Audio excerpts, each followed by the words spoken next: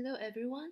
Today I and Cassandra will be presenting our bilingual study project, which investigates the effects of speaking native language and second language on the physiological arousal levels of bilingual people.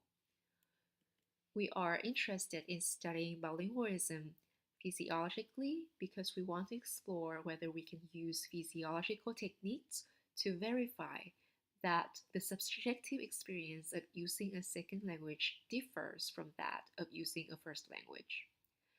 There are some recent studies that explore the possible connection between physiology, language background, and language anxiety by recording measures of electrodermal activity among bilinguals.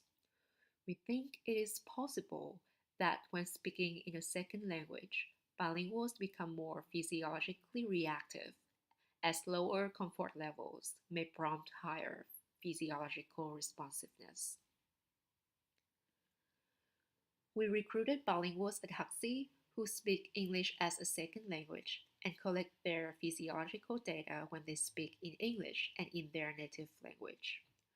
We hope to explore whether the captured data has interesting physiological correlations that allow for meaningful interpretation. There are two research questions we aim to address. First, do people have different levels of arousal when speaking their native language versus speaking a second language? And second, would this difference show up in physiological data captured by an Empatica device? Our hypothesis is that people experience higher arousal levels when speaking their second language than when speaking their native language. Participants attended their individual 15-minute-long session at Gutman. The experiment was designed similar to a language test conducted in a private setting. At the beginning of the session, participants must fill out the pretest survey, asking for information of the languages they speak and their comfort levels in speaking each language. Then participants must put on an Empatica device and were instructed to do a Stroop test and a breathing exercise.